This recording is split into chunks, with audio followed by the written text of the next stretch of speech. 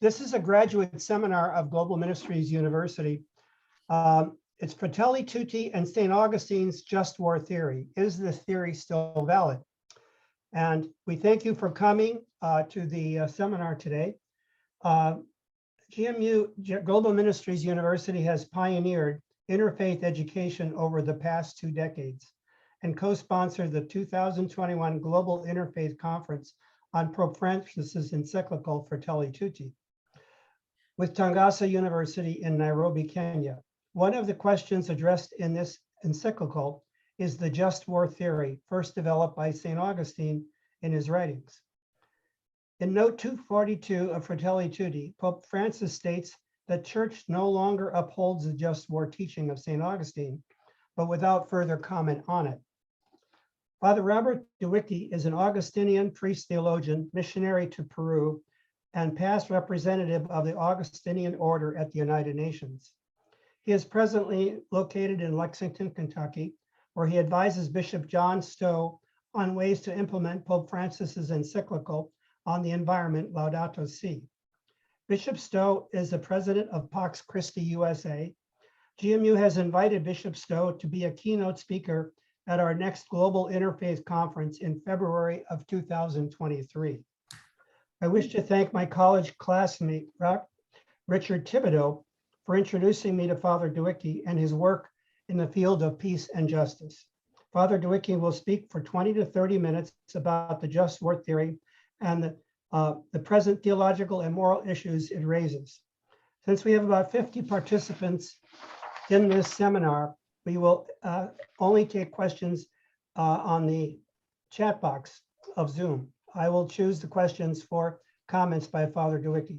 We will continue this session until Father Dueweke has a chance to respond to all of the questions. The presentation is part of a series of presentations by Global Ministries University, leading to our Global Interfaith Conference in February of 2023. The title of the conference is Walking Together in the Spirit of Laudato Si and Fratelli Tutti. So I'm going to turn it over to Father Dueweke now for his presentation. Okay, thank you, Jerry, and good afternoon, good morning, good evening, wherever you may be. I understand there might be some people. Can you hear me? If everybody could mute their audio while he speaks, while Father Dueweke speaks. Thank you. Okay. Can you hear me okay? Yes. Yes. Okay, good, good, good, good. Well, again, good morning, good afternoon, good evening, wherever you may be present on this Zoom seminar.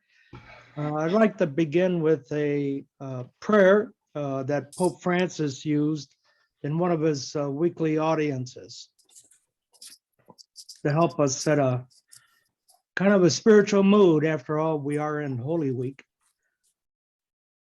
Let us take a moment of silence and place ourselves in God's presence.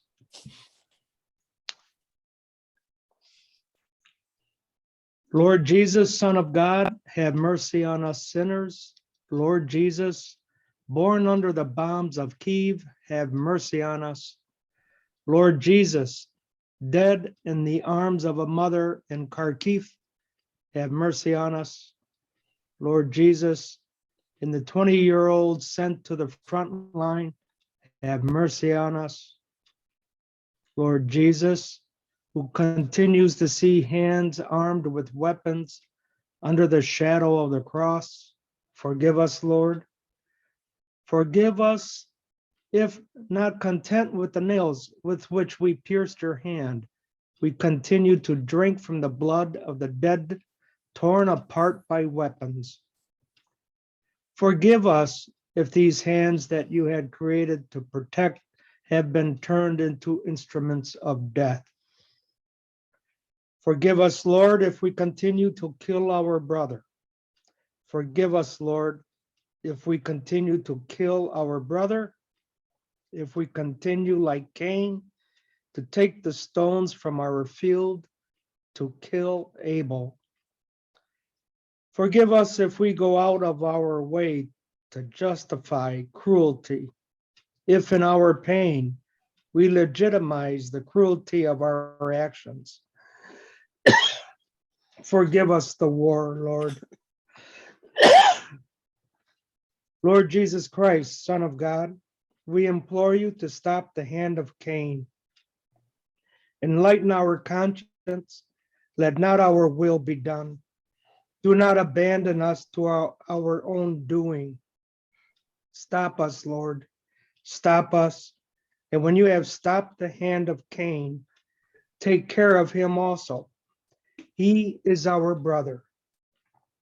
O Lord, stop the violence. Stop us, Lord. Amen.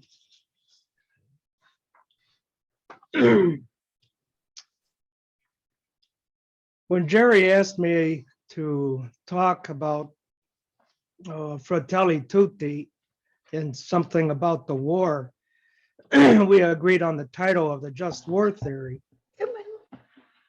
And the reason why this is an important topic is, given the context in which we're living through right now with the Russian-Ukraine war, it raises an issue about just war. And that footnote that Jerry referred to, number 242 in Fratelli Tutti, is a very important link to Catholic social teaching and to an official teaching of the church. Nowhere else in Papal Encyclical has the notion of just war been questioned or been so clear about stating that it is no longer valid as a criteria. And so what I hope to do through this short presentation is perhaps elicit questions rather than answers, because the just war theory is an evolving concept and has gone through an historical process from Augustine, who actually took it from Cicero and developed it. But I would like to say a little bit more about that, put it in context, and to see where we need to go. So again, I hope that we can raise questions about this important concept, because it's frightened me to see how different authorities in the military have used this concept to justify certain interventions. So let me move forward then, having given that as how the topic came up. Let's get into the meat of the matter. And one other thing I like us to keep in mind is this topic is an appropriate topic because we're in the beginning of Holy Week. And there's one aspect of Holy Week I would like to heighten as we think about this in a way out of the just war theory into another kind of a theory. What I will do is talk about,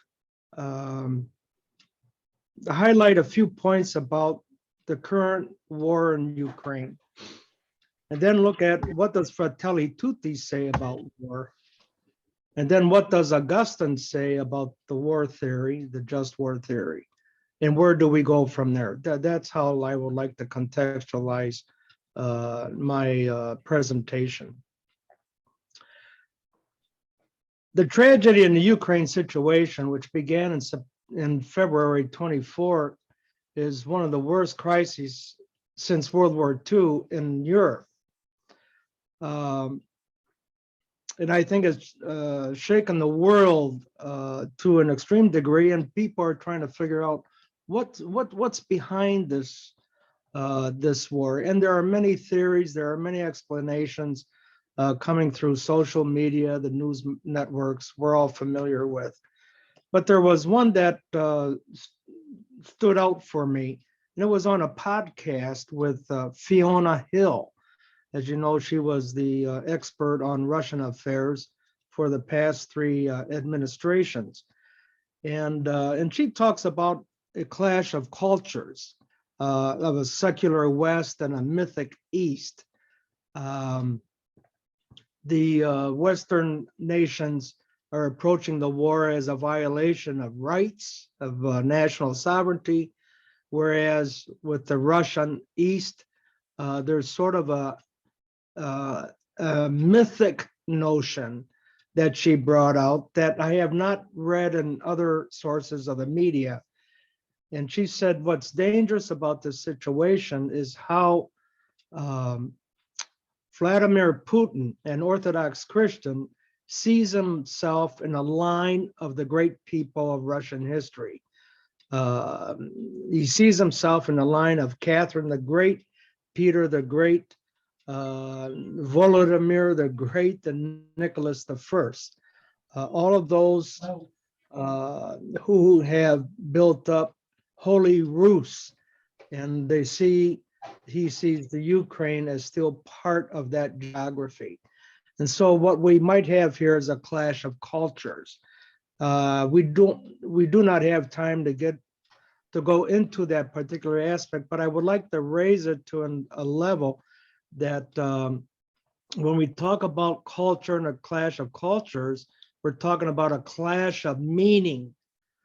And so many times there might be an assumption to see that the Eastern reality or culture of Russia thinks the same way as the secular West. And she's trying to highlight the fact that that is not necessarily the case. Nevertheless, through the UN, there has been a condemnation of the Russian invasion.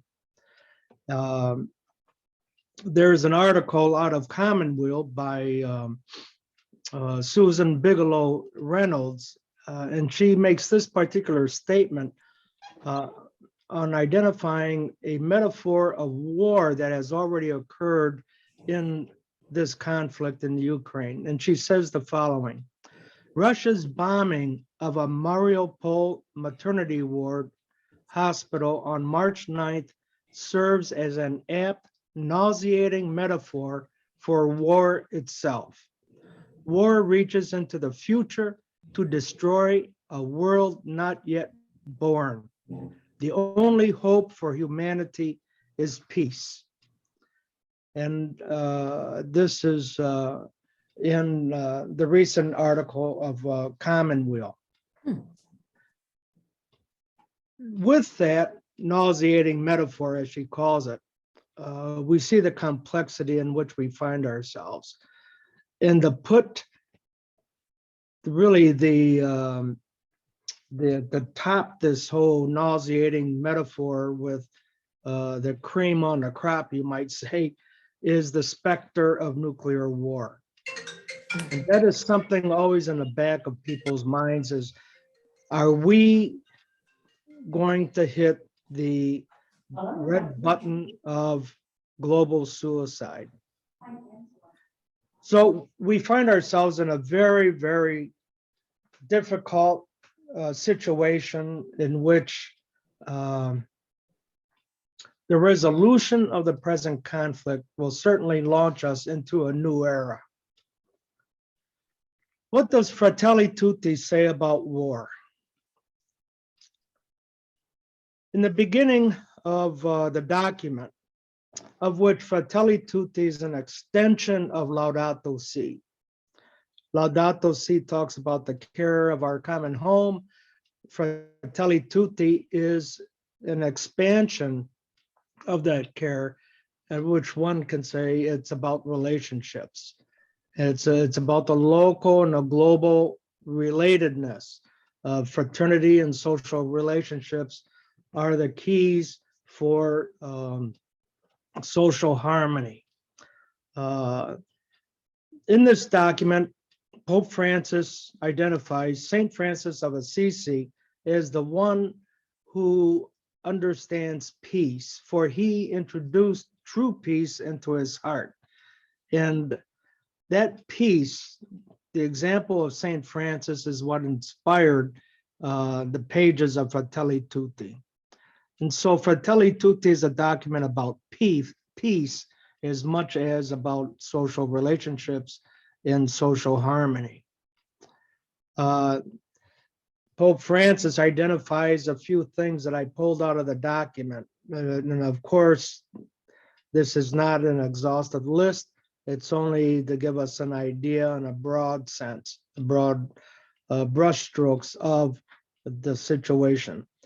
He identifies new forms of integration have been attempted over the years.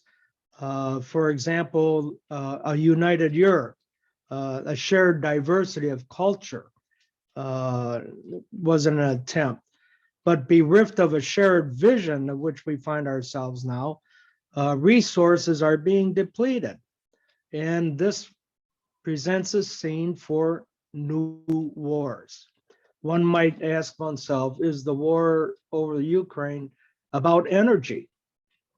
You know, we know the Donbass region is a very important industrial sector for energy. It supplies over 10% of the world's energy.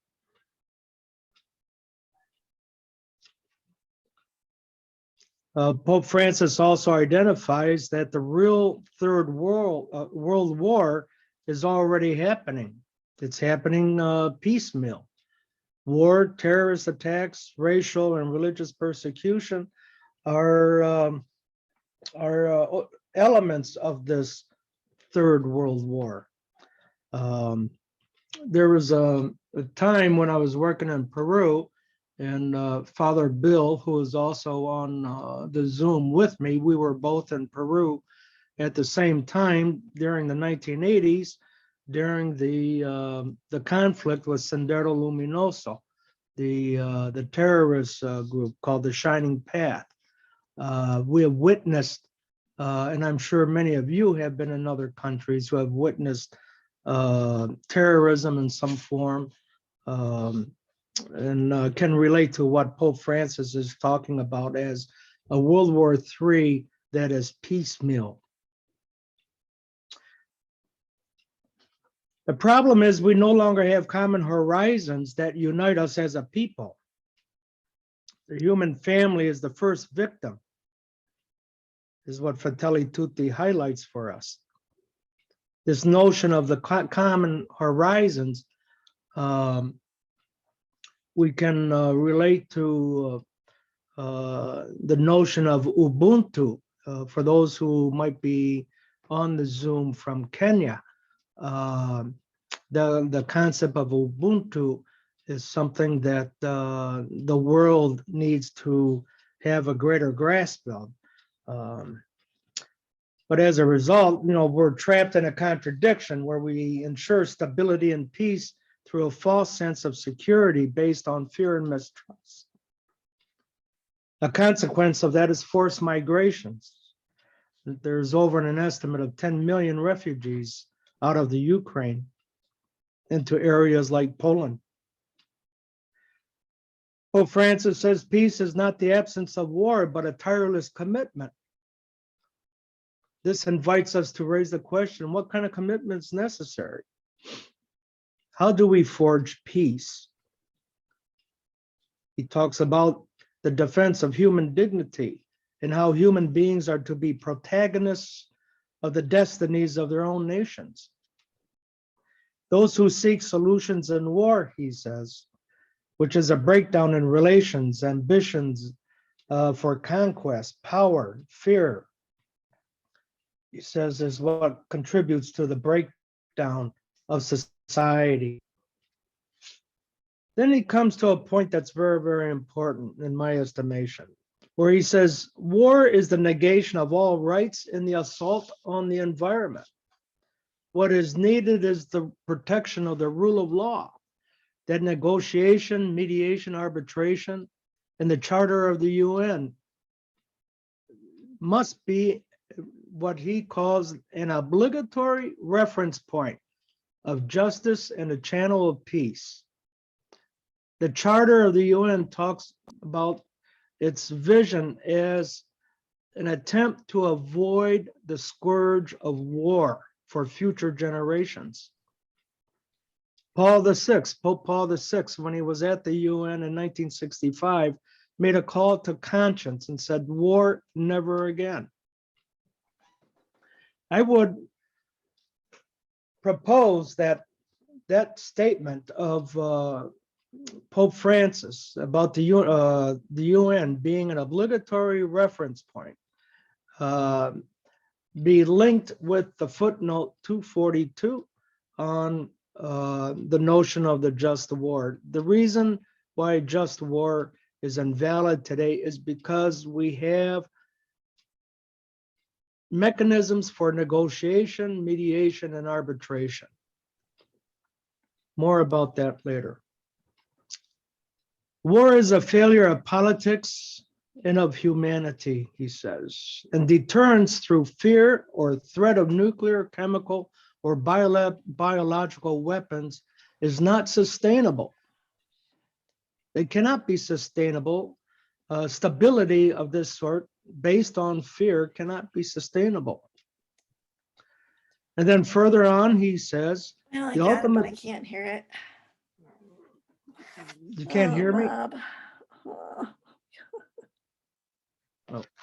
The ultimate goal is the total elimination of nuclear weapons, which is a challenge and a moral and humanitarian imperative.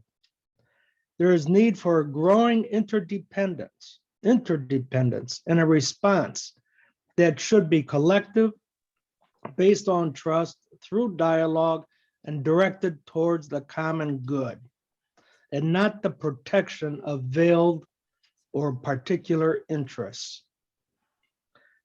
And so, as what was brought up earlier, that important statement in paragraph 258, which is an appeal to the proportionality element of just war, about the risks and the reason why the just war theory needs to be questioned. Francis says in that paragraph, the truth is that never has humanity had such power over itself, yet nothing ensures that it will be used widely. We can no longer think of war as a solution because its risks will probably always be greater than its supposed benefits. In view of this, it is very difficult nowadays to invoke the rational criteria elaborated in earlier centuries to speak of the possibility of a just war. Never again war, he says, which echoes again Pope Paul VI at the UN in 1965. St. Augustine, to which this quote is attached as a footnote that Jerry read, is again important to consider because even though all the popes have condemned war in general, this is the first time that in an encyclical, the question of just war is raised. And it says, St. Augustine, who forged the concept of just war that we no longer uphold in our own day, also said that it is a higher, quote, it is a higher glory still to stay war itself with a word than to slay men with the sword, and to procure or maintain peace by peace and not by war. In other words, we should use words rather than the sword. We should use mediation rather than weapons. What can be said about the just war theory? Just a little bit of background on how that had developed.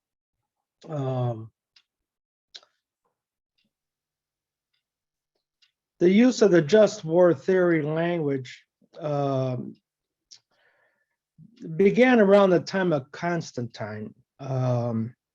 Early Christians adopted a sort of a pacifism towards war. Christians at one point were not able to serve in military service.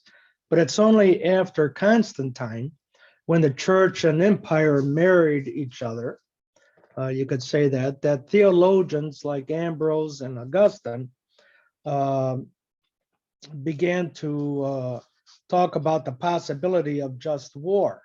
But we need to understand what this means. for Augustine, nowhere are the paradoxes of Augustine's thought more obvious than in his attitude towards warfare. And if anyone has ever really delved into Augustine, there's a very strong difference between Augustine and, let's say, someone like Aquinas, who's very systematic with his thought. Augustine is all over the place.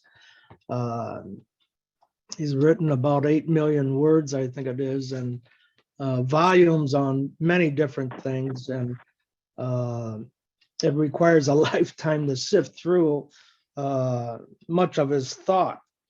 But he never wrote a systematic treatise on war itself. But he hated war, but he saw it as a consequence of sin and lust. And here is a connection we might see in talking about war today from this particular context, is war as an expression of a division within the inner self. Again, as I referred to the letter 229, where he says, it is better to kill war with words than human beings with the sword. He saw war as a sad duty to restore peace.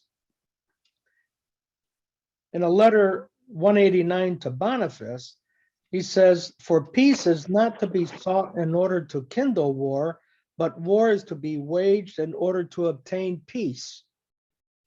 Therefore, even in the course of war, you should cherish the spirit of a peacemaker. And so there's a lesson here in the relationship about going to war and to restore peace. And one important element of that is the only time in which a war can be justified is to preserve the common good. That's the ancient understanding.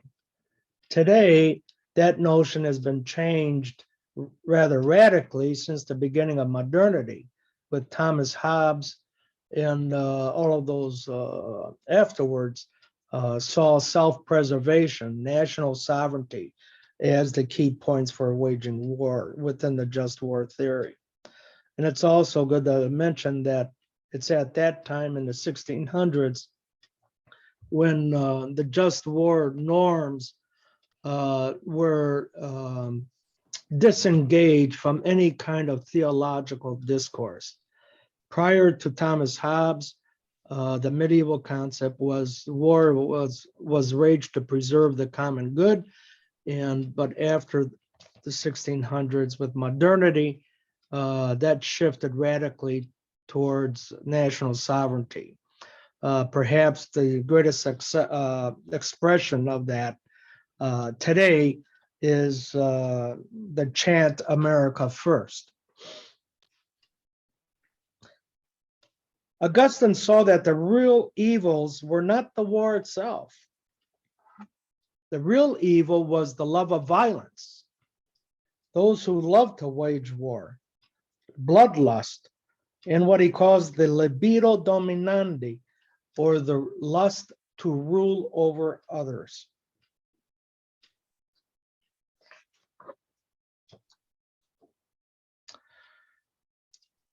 There's another particular aspect of Augustine where he is quoted, quoting Plotinus, the Neoplatonist, in his sermon 279, as well as in The City of God. It's quoted several times where he says, no one is great who is amazed that wood and stone collapse and mortals die. I think of that quote from Plotinus almost daily when I look at the news and we see the destruction of the cities in Ukraine. There's nothing great about the destruction of wood and stones and where mortals die. Augustine has been associated with the founding of the just war theory, but as I mentioned, he tried to, taking Cicero, he tried to reflect about war in a Christian context. And he identifies criteria which are familiar to us, I'm sure. Legitimate authority, just cause for avenging injuries, and righteous intention. But it must be made clear that Augustine had no intention of designing a blueprint for future warfare. Okay, that it was his followers and people afterwards who took up the notion of just war, and it's Aquinas who developed it further with further criteria. But Augustine in no way had in mind to set out a blueprint and say, okay, Christians, this is what you need to have in order to go on a crusade, for instance. That again, Augustine, the bishop theologian, had a particular way on reflecting on human experience. And it's important to enter into what that means, that particular experience and how it's related. So again, I'm only touching on the surface here. The criteria for just war is not a blueprint. Augustine claims that any thought about wars of conquest is illicit, and his main advice was patience and mercy must be shown. So what are the takeaways from Augustine that we could say? The just war norms in the Christian tradition were intended to limit violence. Now, this is after Augustine. In the name of the common good, including one's enemy. The hope was always to convert the enemy.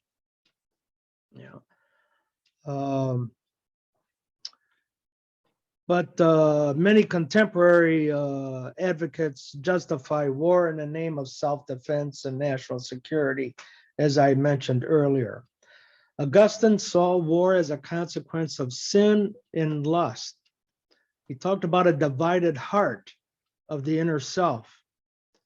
For him, it was a spiritual domain, the attitude of love and personal conduct that were important.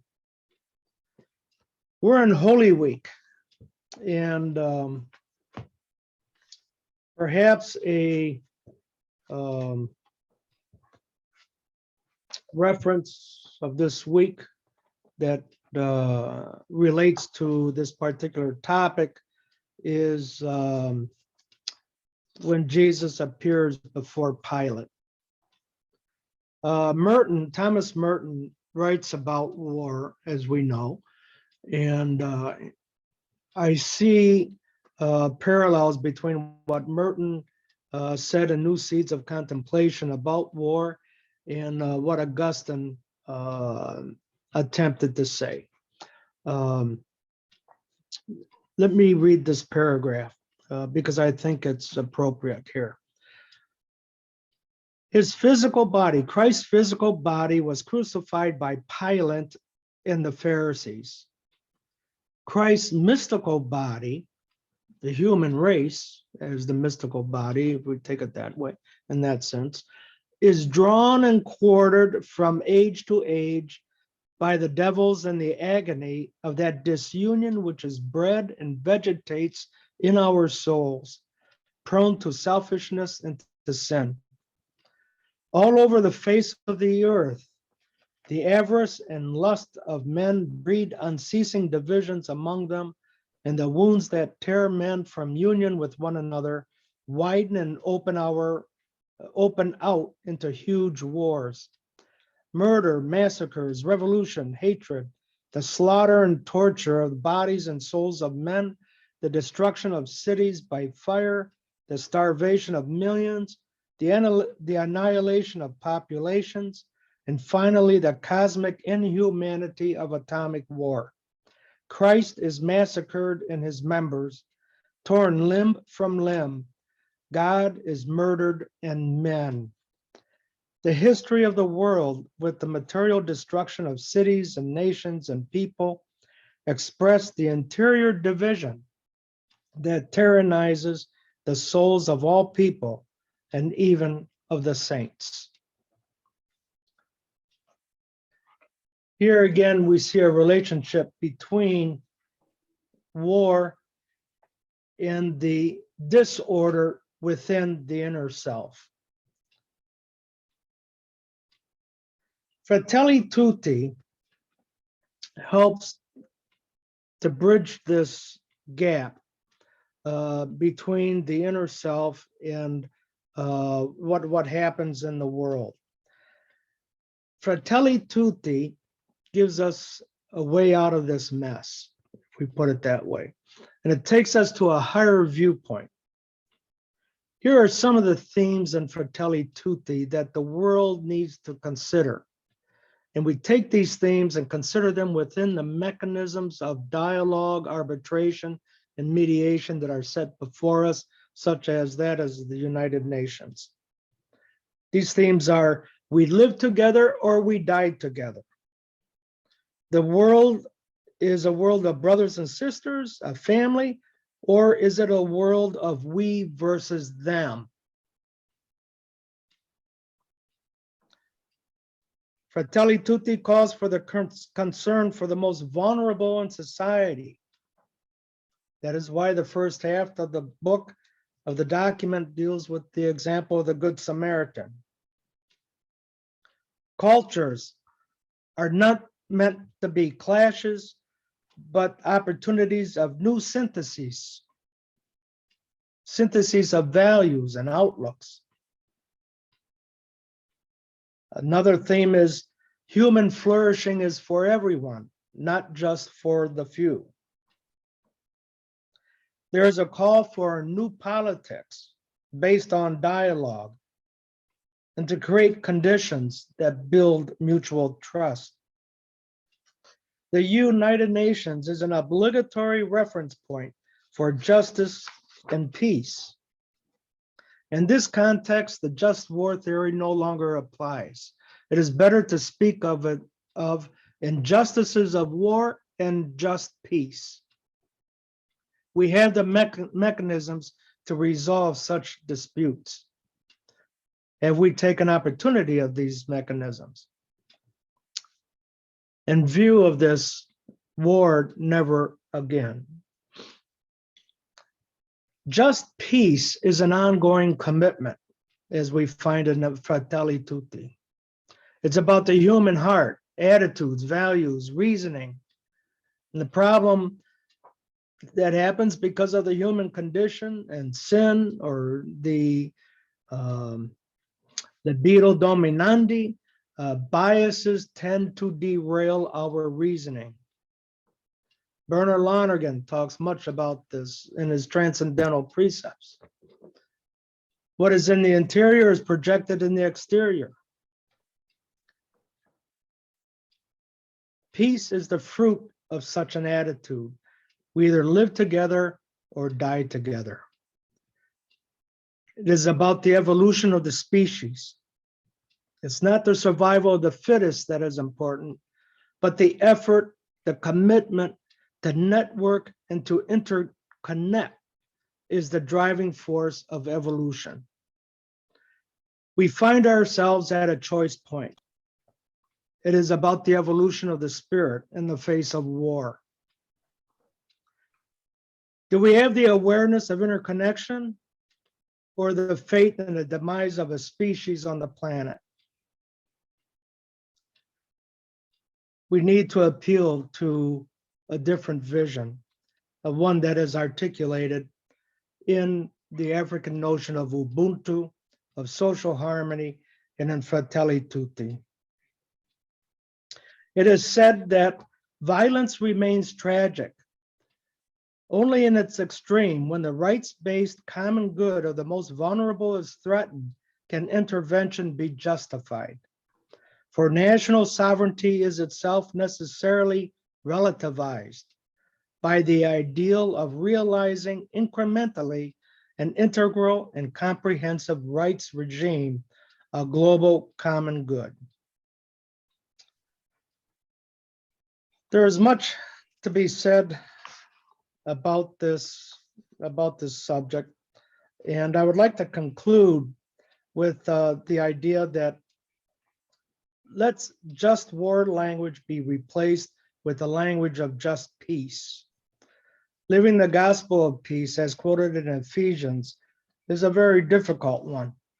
The task before us is a hard sell, but nevertheless, it is one that we are called to follow through.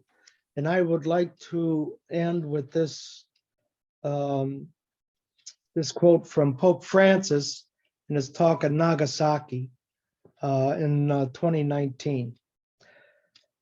May the common good and respect for every person, rather than specific interests, be at the center of every decision. Let us remember that in war, all is lost, in peace, nothing. Brothers and sisters, never war, never war. I think mostly of the children, of those who are deprived of the hope for a dignified life, of a future, dead children, wounded children, maimed children, orphaned children, children who have the remnants of war as toys, children who do not know how to smile. Stop, please.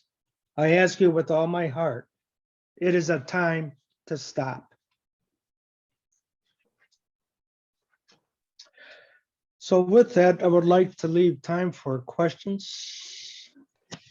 Thank you, Father Dueweke. This was a wonderful presentation, and we are recording it, so those who could not attend will be able to access it. If you want to, we'll put it up on our Global Ministries University YouTube site, so that if you want to recommend it to other people, it'll be available. But it was just a wonderful presentation. And since we have about 20 people, I don't know if we need to use the chat room. If you want to just raise your hand, and if you have a question or observation, maybe Marita, you could monitor who orchestrate any of the questions. So Marita's co-host, so if you want to have questions or observations, please go ahead.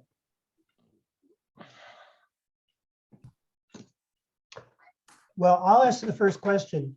I've been interested in Hans Kung's theory when he developed the theory that there's no peace in the world among nations unless there's peace among the religions. And one of the areas of interest I've had is the fact that the two patriarchs of the Orthodox Church, the one in Russia in Moscow and the patriarch in the Ukraine, are both of the same religious background, but they do not seem to be on the same wavelength. And so that quote from Hans Kung, no peace among the nations unless you have peace among the religions. I know Pope Francis has made an effort to reach out to the Patriarch of Moscow. Do you see any possibility of Pope Francis continuing his sense of mediation between the, I know he's trying, but I don't think it has been to this point, they've really had, I was hoping he might go there and actually have a meeting of the with the Ukrainian patriarch. You want to comment on that? Well, the one thing that Pope Francis said is that language of war can never be the language of religion. And he said that directly to the to Patriarch Kirill. And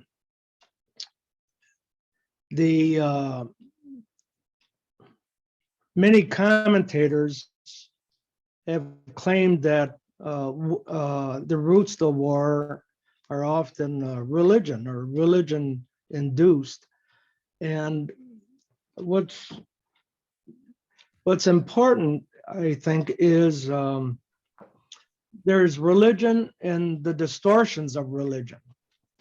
And so when we look at the Orthodox religion in this sense, in which it claims justification for the invasion of Ukraine, is that authentic Orthodox Christianity, or is it a distortion of Orthodox Christianity? You know, one would claim that it's a distortion. Uh, and so often religion is cloaked within a cultural mantle, as it were. Just as in Islam, we have different expressions, cultural expressions of Islam, right? And same thing with Orthodox Christianity. But it's even, and religion has to be expressed through a cultural garment because there's no other way to express it. Because culture is about meaning. It's an expression of meaning and how one sees oneself in the world. But religion, if we take Christianity, it's the language of love, and it's a love of enemy. It's when religion becomes wedded to the state, that's when problems begin and distortions become available. I mean, we could go back to the time of Constantine on how different things happened after the church wedded itself to the Constantinian Empire. People saw immediately there were problems, and that marriage with empire served as an impetus for monks and nuns and people to move into the desert. And then we have the birth of the desert tradition, right?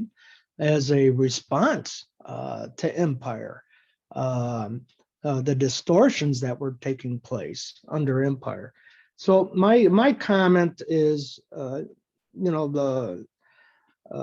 I would add to Hans Kung is that, religion,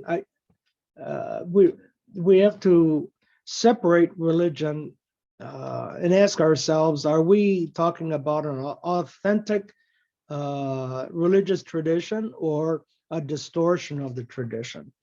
And I think what's going on at play between Pope Francis and the Patriarch of Moscow is Pope Francis is challenging the Patriarch on a distorted interpretation of the gospel, as well as there's also a clash of cultural understandings of the Russian East in the West, which cannot be taken lightly, because the Russian East accuses the West of being overly secularized, non-religious, materialistic, and all those other categories that go along with a secular culture. So the notion of a distorted Christianity, and this can be applied to any war that involves religion. It could be the Buddhism in Myanmar, for instance, who support the military genocide of the Rohingyas. I mean, that should all make us shudder. Well, what's going on here? We thought this was the religion of compassion, but here they are exterminating a culture, or any other war, that involves Christians, Buddhists, Muslims. If it's not motivated by love, then it's motivated by a distortion of the message. Robert, there's a question from David Pazinski. What does Ukraine do now? He goes on to say, I likewise taught these encyclicals, but practically what should Ukraine and the West do?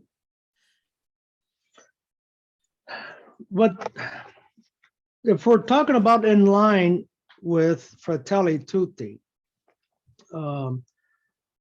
what the Western Ukraine must do is insist on channels of dialogue through the international organizations that we have, like the United Nations. Compromise, bringing people around the table, seek the common ground, negotiate, arbitrate, find all the sources of mediation that can take place. If we don't have structures of mediation, then the only other option is destruction, self-destruction. So, President Zelensky has to insist on bringing Putin to the table and to discuss seriously and to be willing to compromise, right? On the Donbass region, the two so-called republics might have to be given up by Zelensky. In Crimea, that might be the way to find a resolution to the situation. Look at there has to be a broader consciousness of what's happening. It's not just a war between Russia and Ukraine. It's basically a world war now because of the geopolitical position of Ukraine. Its effect on the world, on the food supply chain, for instance, is totally disrupted. And we're not going to feel its real effects maybe until 6 months down the road right now. But when we're looking at the Ukraine as where the world gets 30%, okay, of its wheat, okay, of the world's wheat is exported from there. If that wheat process, right now they have the harvest from last year, but will there be a harvest for the next coming year? The people who will suffer will be the people in Africa and in the Middle East. Yeah. Brazil is also complaining about disruptions in the food chain. They're more concerned about food for the people rather than the security of Europe. But there's a ripple effect out of the Ukraine situation right now, which touches on the food and energy. And so it's global. And it also shows that sanctions aren't working. And so the only way to come at this is through a hardcore mediation in which there must be a give and take in the situation. Again, I talk about that from the comforts of Berea, Kentucky, and I'm not in the Ukraine, and perhaps people there will be wiser, than me in terms of what should be done. But as an outside observer, I'm hoping for mediation and compromise. I believe that Ukraine should not join NATO. NATO is the bugaboo for Putin, and he's been saying this for the past 30 years, and we should not be surprised about this. Ever since the fall of the Berlin Wall and the dissolution of the Soviet Union, the fear of Ukraine becoming part of NATO was always the terror that he's had in his heart, and it continues to this day. We must also remember that one can live in security without being a member of NATO. Finland, Sweden, Ireland, Austria, I believe, are not members of NATO. And they're economically, they're doing well, And I think Ukraine should follow a similar suit. But again, when we talk about the common good, and this comes from Augustine, and this concern in the Christian tradition about war, is that the common good and what happens to the most vulnerable in society must be taken into consideration, and not as collateral to another determined position. But the food crisis, the energy crisis, the ripple effects in those areas, it's going to involve the entire world if we don't come to a solution quickly.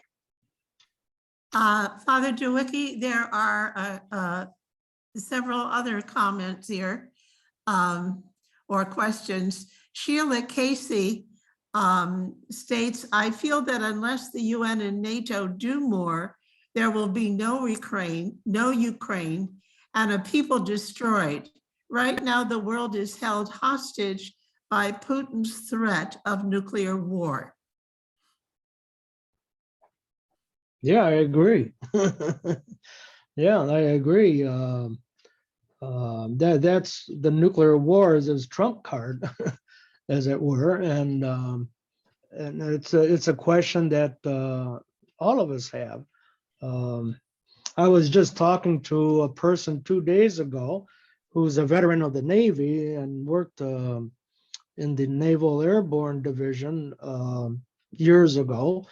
and basically monitored if anything was part of a triage thing on nuclear response over North America. And I asked him point blank, I said, do you think Putin is going to launch a nuclear war? And he said, no, he doesn't believe it. He said it'll be suicide. And I said, well, what if the guy's mad? He says, well, didn't think so. So that was one opinion that really sort of surprised me. But that's why, yeah, you say the UN and NATO do more. I can't speak much about NATO, but in terms of the UN, the UN is in a tough position because Russia is on the Security Council and they have veto power over anything that takes place. And the UN for 75 years and more is based on on the goodwill agreement of nations. All right, and the only time force is used is when the Security Council and the approval of the 6 nations that have veto power, if they all agree, then force can be used, such as in areas like Africa. But when you have one country that has veto power, then many conclusions or proposals don't get launched, and that makes this a whole precarious thing. But a more precarious thing is if Russia were to walk away from the Security Council. And that's why the veto power was given to these 5 nations, because of an experience learned with Woodrow Wilson's League of Nations, that what dismantled that organization was the walking away of Japan from the table over a particular conflict, which dismantled the entire organization. The important thing is keep people at the table, and that's why the veto power was going. But as a result, we end up with this situation. That is why mediation, compromise are so important right now. And to rely on the superpowers to back one's interests cannot, I think that's doomed to failure. Thank you. This is a question from Thomas James, one of our graduate students. Father Robert, do you see social media playing a role in questioning the historical validity of the just war theory? Well, let me see. I've read about it well, first of all, I haven't read anything on social media about it. Not that I go looking for it in social media. I rely on, newspapers, on the internet and commentaries and magazines and things like that. But I'm not familiar what social media is saying about just war, to put it bluntly, other than a few articles that I have read about it. Maybe that person can enlighten us what is being said about just war on social media. Would that person like to share with us on that? Yeah, I'm Tom James. My question was really not so much social media per se, but people on social media. In other words, is social media helping people look at just war and questioning the validity of the just war theory? In other words, is social media influencing people's attitudes about just war? They may not use the term just war, but as you say, the attitudes of, I think there's a lot of discussion about national sovereignty and self-determination. And that's where it gets a little fuzzy for me. Um, uh, I think we would agree that much talk about the war is about the defense of the country, right? Or national self-determination. What gets fuzzy for me is the self-determination of a particular country and not looking at the global impact of what's going on. It's not just the Ukraine, it's the whole world, because the whole world is interconnected. Do we sacrifice the whole world for Ukraine? And I'm talking about the different compromises, let's say the Donbass region, yeah, or Crimea, or half of Ukraine. The important thing, I think, is to the attitude is to bear in mind that how does the rest of the world, the global food chain, again, the energy flows that come out of the area there, is that just collateral damage in order to appease what Zelensky wants? I mean, these are bigger questions, and to take a reductive approach of the just war theory to defend a particular territory like the Ukraine is typically a modernist interpretation of Thomas Hobbes that I was referring to before. It's about America first, or I hate to put it this way, but Ukraine first. What I'm trying to emphasize here is if we were to go to the Christian tradition and the understanding of warfare, okay, which is to limit violence, the contribution of the Christian tradition is the common good. And today we need to think about the global common good. It has to be a player in this whole situation, or do we look at Africa as collateral damage? They're only poor people anyhow. What's happening in Yemen because of the current situation in Ukraine is that food, according to humanitarian agencies, they're saying that they're taking food away from the hungry to give it to the starving. That's the current situation. They had to cut back 50% of food supplies, humanitarian food supplies, to Yemen, a country that's already been under war for several years. So all I'm inviting us to look at is, in social media, I don't think covers this, other than in isolated areas, but to bring the puzzles together to see that it's not just about the Ukraine. There are ripple effects now because we live in a globalized society, that it's going to have a ripple effect throughout the life patterns of the entire world. I think what we're dealing with here, and this is my personal opinion, is perhaps the illusion of the nation state. The nation state is a contemporary construct, all right? And I think we're experiencing the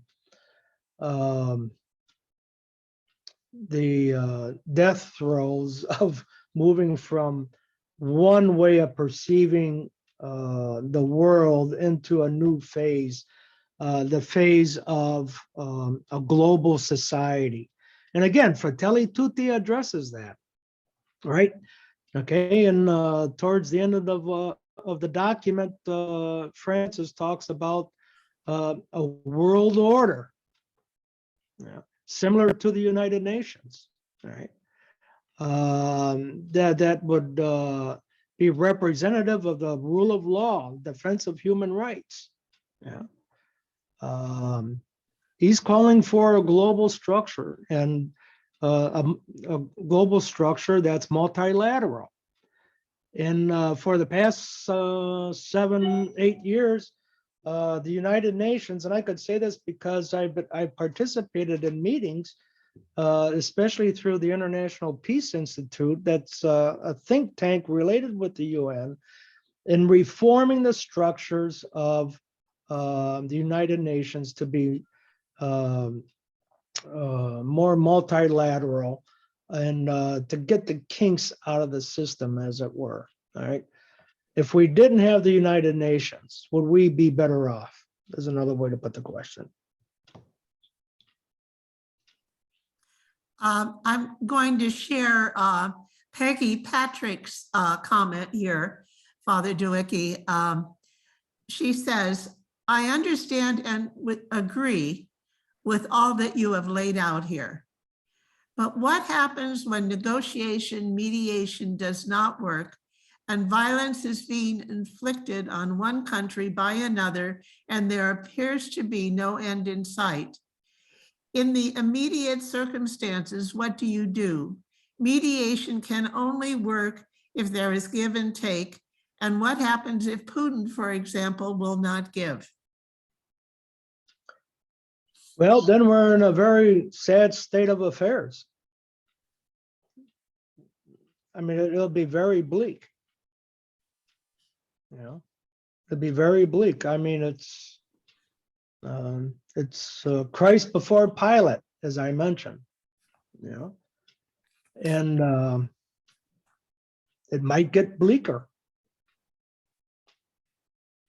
We don't know. As long as if we don't give up on mediation and arbitration, dialogue, then evolution will come to an end. Evolution, material evolution and evolution of the human spirit will come to an end. As I mentioned earlier, it's not about the survival of the fittest. That's the illusion we've been living under with the whole scientific notion of evolution. It's always the strongest of the species that survives. And with our new studies, we're finding out, no, it's about interdependency. It's about connections. It's about networking. We give up on that. There's no hope. And so, and good to go back again to Fratelli Tutti, where it says, let's think about peace. Just peace. You know, let's talk about, change the conversation towards peace. If we have a focus on just peace rather than just war, then we're talking about a commitment, an ongoing commitment of struggle, a commitment of dealing with the war within each human heart, which is the root to war. Thomas Merton says the root to all war is fear. Yeah. And if we deal with the divisions in our own hearts, which I think is what Holy Week is about, then we can minimize the possibility for war, because war is nothing more than a projection of human hearts. Vladimir Putin is afraid of NATO. The Patriarch of Moscow is afraid of a secular West, of an unholy secular West. The West is afraid of nuclear war. The West is afraid of the demise of democracies. And really, this war is about democracy in one way. And again, that's what international structures are supposed to preserve, is some sense of democracy, which is a political expression of interconnectedness, relationships, dialogue, resolving of conflicts around tables rather than on the battlefield.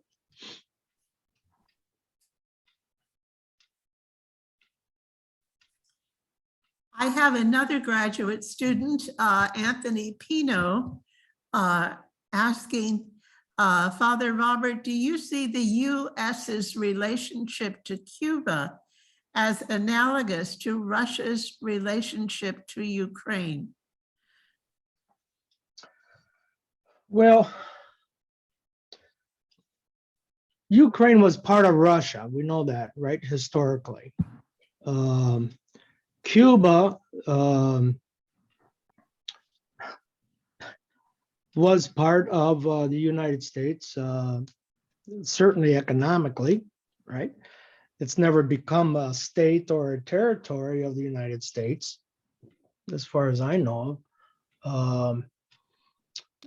I think the relationship of the U.S. to Cuba might be more insidious than Russia to Ukraine. At least Russia's open about it, whereas economic ventures into Cuba are widespread.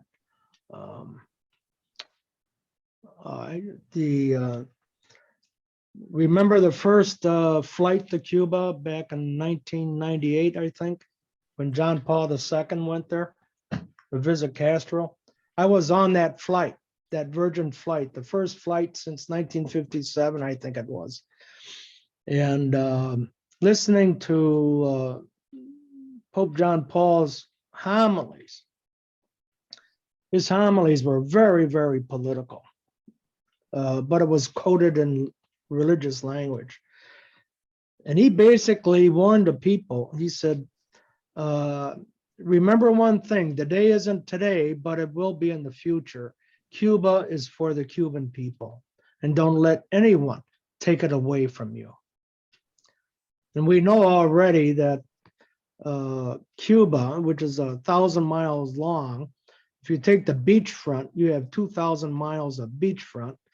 My latest calculations, I think that's a distance from, let's say, from Boston to St. Louis, okay, of prime real estate on the Caribbean. We could do the math if one is a venture capitalist and what that means. From what I understand, that entire territory has already been divided up for future ventures. So is there a connection, a similarity? I think it's an interesting proposal that the person who asked the question, in the U.S. Cuba case, it might be the form of colonization, but Russia and Ukraine, I think, is a matter of historical territory. Again, instead of seeing a clash of cultures of Tsars and Cossacks and that sort of thing, Putin negates the synthesis of what cultures do. And I think the more we understand how cultures operate, the better we get a grip on what's actually happening here. And I wonder about the United States and the migration from South America, for instance. Is it really a clash between cultures? People look differently, they do things differently. They tend to be more rooted in Catholicism. I don't know, it's a question. But with Russia and Ukraine, it's Putin and the Patriarch refuses the natural evolution or dynamics of culture, which is synthesizing values and perspectives into a new synthesis, is what's being denied. In the Cuban US, it has nothing to do with synthesis, cultural values, other than the economic value of maximization of profit. Maybe we could end with this question from Sheila Casey. Then the UN is ineffective, just like the League of Nations compromise with Putin. Where will he stop? Will we all look back at this the same as we see that we failed the Jews during the Shoah? I can't answer that question. I don't know where it's going to end. And the UN is ineffective. Well, if it's ineffective, we choose it to be ineffective. And let me add one more thing to the UN. Nothing happens at the UN without the approval of the US. Okay. Now, I was able to say that back a few years ago, but now things have changed at the UN, mainly because of changes due to our last administration has left big holes in the UN, of which representatives of China and Russia have taken over offices, high offices that the US abdicated in the last administration. And so we're paying a price, okay, for previous decisions. And but is it ineffective? Well, does that mean that we chuck it? Does that mean we're going to be held responsible? Well, as I said before, I don't believe the UN is ineffective. At least we have a mechanism. You know, again, the question is, would the world be better off without the UN? You know, I hope the answer is no. You know, but what the future holds for us lies in the decisions we as individuals, nations, leadership make today. And and if our decision making is curtailed by bias, prejudice, self-interest, ambition, then the only thing I could say is we're living through a real Holy Week, a global Holy Week. And then, you know, our faith is the only thing that can carry us through. Yeah. And in the worst of situations, the only thing I can say is, as Christians, those in the Christian tradition at any rate, the only thing that we could hold on to are the three basic values, you know, have faith, hope, and love. That's the only situation that'll take us out of it. Thank you, Father Dueweke, for a very, very thoughtful presentation. Thank you. Thank you. Thank you all. Just one final comment. The Global Ministries University is working with several other universities for this global conference in 2023. We had 19 different countries participating in our last conference. So one hopeful sign is there is opportunities for dialogue on a pretty broad scale. And we're hoping with your help, the next conference will be in conjunction with NGOs at the United Nations, such as your own Augustinian order. The idea is that perhaps through the work of NGOs and religious-based groups, both Christian and from other denominations, from other religious backgrounds, because in our last conference, we had many different Muslim nations involved in our project, that there can be an interfaith coalition built to address many of the things that you spoke about in a more peaceful and harmonious and a way that is breaks through some of the rigidity of the present system.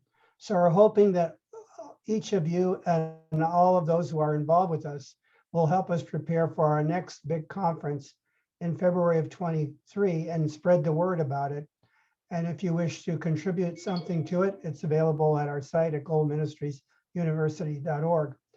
So we thank you, and this will be being recorded, and we'll post it on the Global Ministries University site. I think your insights are just tremendous, and I hope each of us can mention this to other people to watch your presentation. I think it was just wonderful. Thank you. Well, thank you to all of you. Peace to everybody. Peace to the world. Peace to Ukraine. Peace to Russia. God save us all. Bye-bye. Thank you. Thank you. Everybody. Unknown caller.